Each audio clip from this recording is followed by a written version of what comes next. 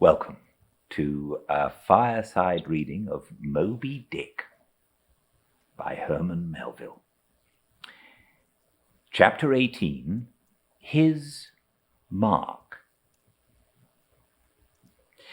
As we were walking down the end of the wharf towards the ship, Queequeg carrying his harpoon, Captain Peleg, in his gruff voice, loudly hailed us from his wigwam, saying he had not suspected my friend was a cannibal, and furthermore announcing that he let no cannibals on board that craft unless they previously produced their papers. "What do you mean by that, Captain Peleg?" said I, now jumping on the bulwarks and leaving my comrade standing on the wharf. "I mean," he replied, "he must show his papers."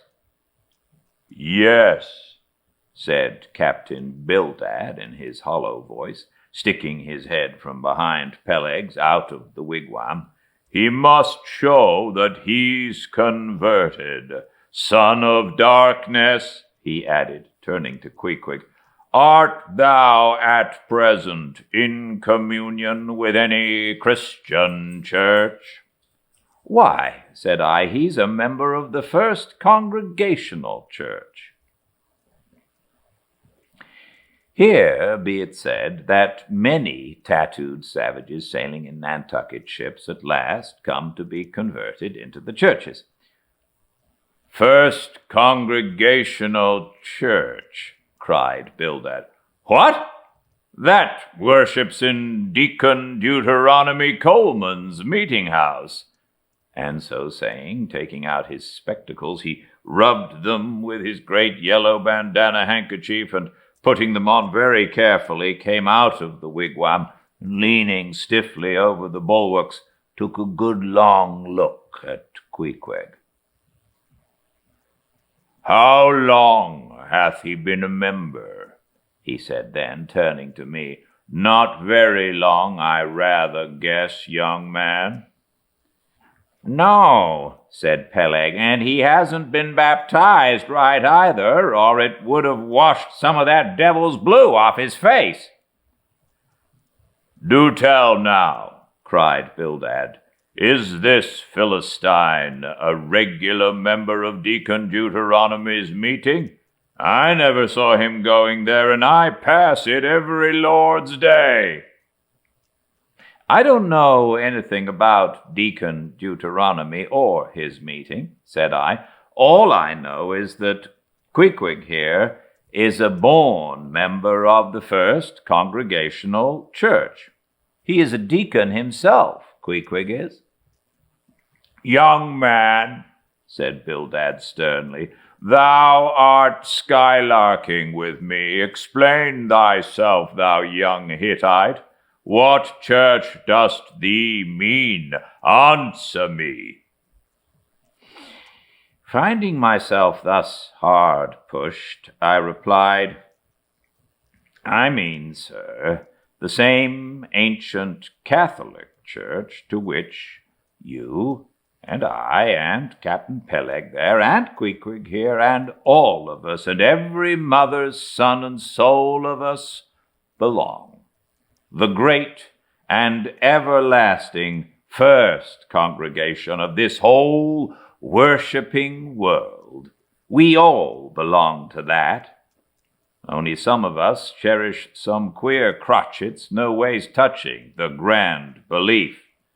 In that we all join hands." "Splice? Thou meanest splice hands!" cried Peleg, drawing nearer.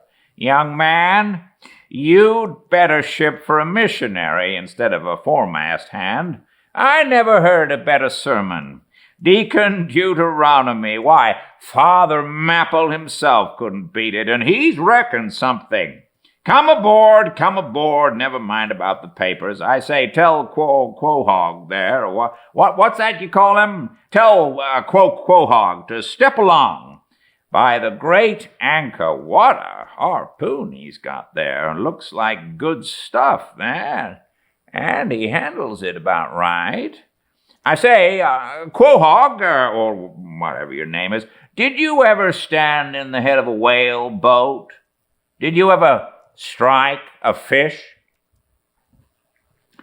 Without saying a word, Queequeg, in his wild sort of way, jumped upon the bulwarks, from thence into the bows of one of the whale-boats hanging to the side, and then, bracing his left knee and poising his harpoon, cried out in some such way as this, "Captain, you see him small drop tar on water there. You see him? Well, suppose him one whale eye. Well then." And taking sharp aim at it, he darted the iron right over old Bildad's broad rim, clean across the ship's decks, and struck the glistening tar spot out of sight. "Now," said Queequeg, quietly hauling in the line, "s'pose he him whaley eye. Why, that whale dead." "Quick, Bildad," said Peleg, his partner, who, aghast at the close vicinity of the flying harpoon, had retreated towards the cabin gangway. "Quick, I say, you, Bildad, and get the ship's papers. We must have Hedgehog there, I mean Quahog, in one of our boats. Look ye, Quahog, we'll give you the 90th lay, and that's more than ever was given a harpooner yet out of Nantucket." So down we went into the cabin, and to my great joy, Queequeg was soon enrolled among the same ship's company to which I myself belonged. When all preliminaries were over and Peleg had got everything ready for signing, he turned to me and said, "I guess Quahog there don't know how to write, does he? I say, Quahog, blast ye, dost thou sign thy name or make thy mark?" But at this question Queequeg, who had twice or thrice taken before part in similar ceremonies, looked no ways abashed, but taking the offered pen, copied upon the paper in the proper place an exact counterpart of a queer round figure which was tattooed upon his arm, so that through Captain Peleg's obstinate mistake touching his appellative, it stood something like this: Quahog, his ex-mark. Meanwhile, Captain Bildad sat earnestly and steadfastly eyeing Queequeg, and at last, rising solemnly and fumbling in the huge pockets of his broad-skirted drab coat, took out a bundle of tracts, and selecting one entitled "The Latter Day Coming," or "No Time to Lose," placed it in Queequeg's hands, and then grasping them and the book with both his, looked earnestly into his eyes and said, "Son of darkness, I must do my duty by thee. I am part owner of this ship and feel concerned for the souls of all its crew. If thou still clingest to thy pagan ways, which I sadly fear, I beseech thee, remain not I a Belial bondsman. Spurn the idle bell and the hideous dragon. Turn from the wrath to come. Mind thine eye, I say, O goodness gracious, steer clear of the fiery pit." Something of the salt sea yet lingered in old Bildad's language, heterogeneously mixed with scriptural and domestic phrases. Avast there, Bildad! Avast now, spoiling our harpooner!" cried Peleg. "Pious harpooneers never make good voyagers. It takes the shark out of 'em. No harpooner is worth a straw who ain't pretty sharkish. There was that young Nat Swain, once the bravest boat header out of all Nantucket and the Vineyard. He joined the meeting and never came to good. He got so frightened about his plaguey soul that he shrieked and sheered away from Wales for fear of afterclaps in case he got stove and went to Davy Jones. Peleg, Peleg, said Bildad, lifting his eyes and hands, thou thyself, as I myself, hast seen many a perilous time. Thou knowest, Peleg, what it is to have the fear of death. How then canst thou prate in this ungodly guise? Thou beliest thine own heart, Peleg. Tell me when this same Pequod here had her 3 masts overboard in that typhoon in Japan. That same voyage when thou went mate with Captain Ahab, didst thou not think of death and the judgment then? Hear him now, cried Peleg, marching across the cabin and thrusting his hands far down into his pockets. Hear him, all of ye. Think of that, when every moment we thought the ship would sink. Death and the judgment then? What? With all 3 masts making such an everlasting thundering against the side, and every sea breaking over us fore and aft, think of death and judgment then? No time to think about death then. Life was what Captain Ahab and I was thinking of, and how to save all hands, how to rig jury masts, how to get into the nearest port. That's what I was thinking of. Bildad said no more, but buttoning up his coat, stalked on deck, where we followed him. Then he stood very quietly overlooking some sailmakers who were mending a topsail in the waist. Now and then he stooped to pick up a patch or save an end of tarred twine which otherwise might have been wasted. Chapter 19, The Prophet. Shipmates, have you shipped in that ship? Queequeg and I had just left the Pequod and were sauntering away from the water, for the moment each occupied with his own thoughts, when the above words were put to us by a stranger who, pausing before us, levelled his massive forefinger at the vessel in question. He was but shabbily apparelled in faded jacket and patched trousers, a rag of black handkerchief investing his neck. A confluent smallpox had in all directions flowered over his face and left it like the complicated ribbed bed of a torrent when the rushing waters have been dried up. "Have ye shipped in her?" he repeated. "You mean the ship Pequod, I suppose," said I, trying to gain a little more time for an uninterrupted look at him. "Aye, the Pequod, that ship there," he said, drawing back his whole arm and then rapidly shoving it straight out from him, with the fixed bayonet of his pointed finger darted full at the object. "Yes," said I, "we have just signed the articles." "Anything down there about your souls?"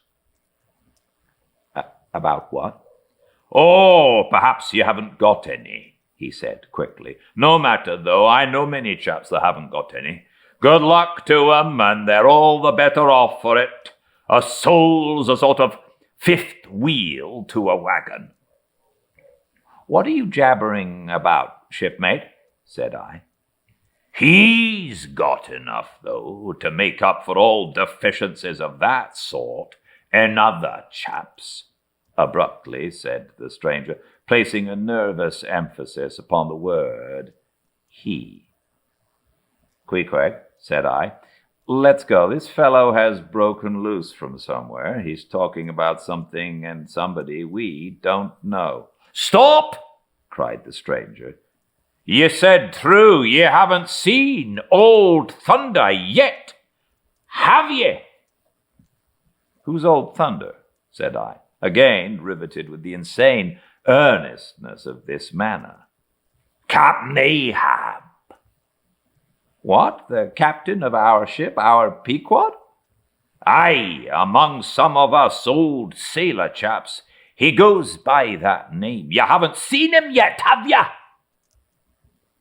No, we haven't. He's sick, they say, but is getting better and will be all right again before long. All right again before long, laughed the stranger with a solemnly derisive sort of laugh. Look ye, when Captain Ahab is all right, then this left arm of mine will be all right. Not before. What do you know about him? What did they tell you about him? Say that. They didn't tell much of anything about him, only I've heard that he's a good whale hunter and a good captain to his crew. That's true, yes. Both true enough. But you must jump when he gives an order. Step and growl and go, that's the word with Captain Ahab. But nothing about that thing that happened to him off Cape Horn long ago, when he lay like dead for 3 days and nights. Nothing about that deadly scrimmage with the Spaniard afore the altar in Santa. Heard nothing about that, eh?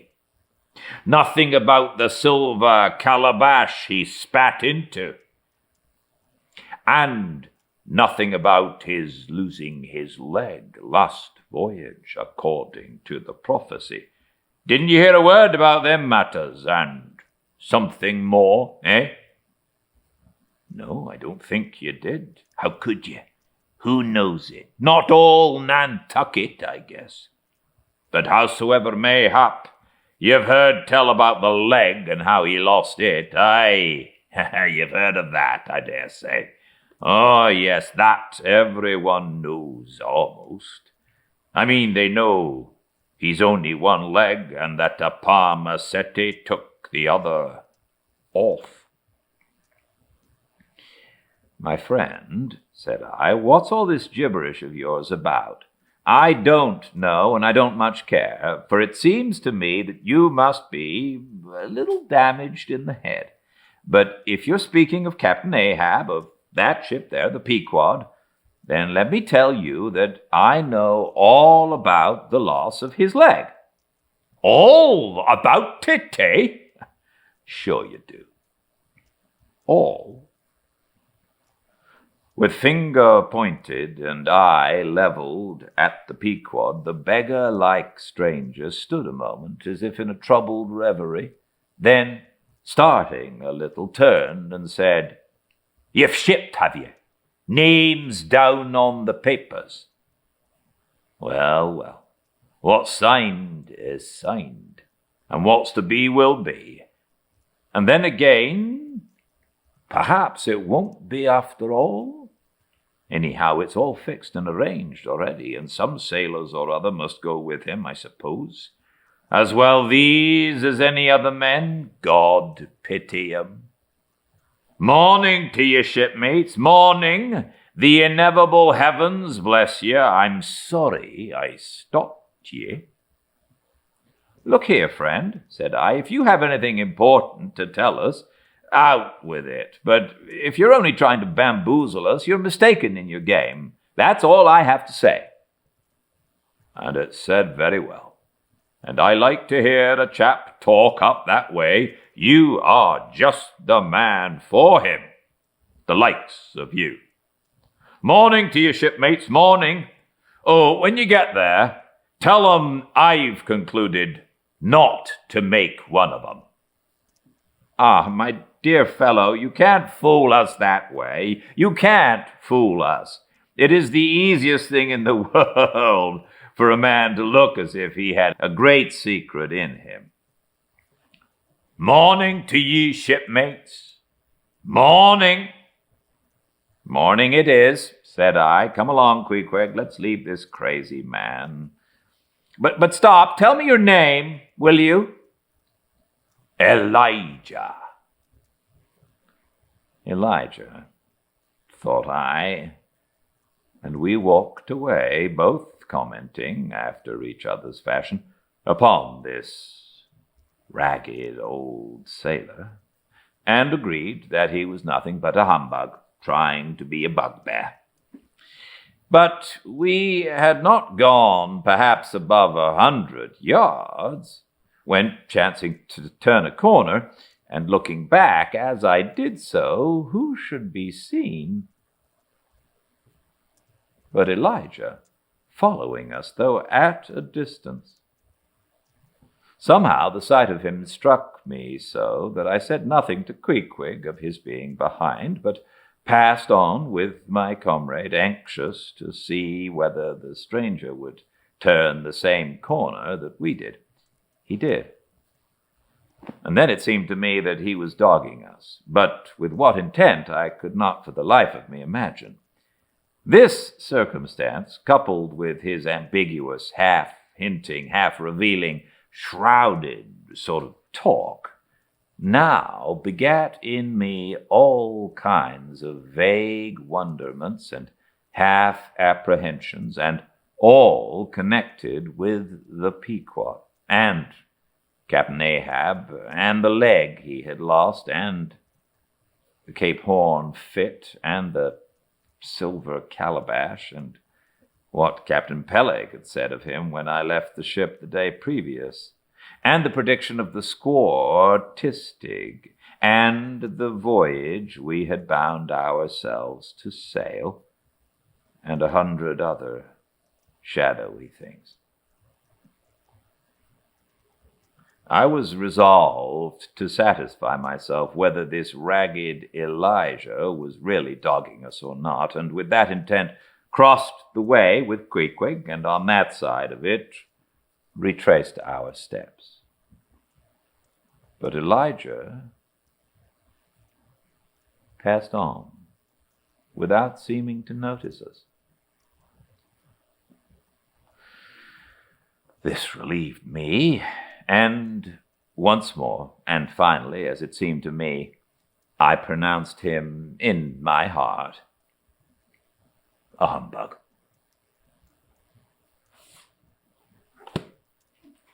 Thanks so much for joining me. I very much look forward to seeing you next time, 5 Pacific, at Fireside Reading tomorrow, 5 Pacific. And if you miss anything, please go to the YouTube channel Fireside Reading, where you can subscribe and like and comment if you would like. But until I see you again, please stay very well. Good night.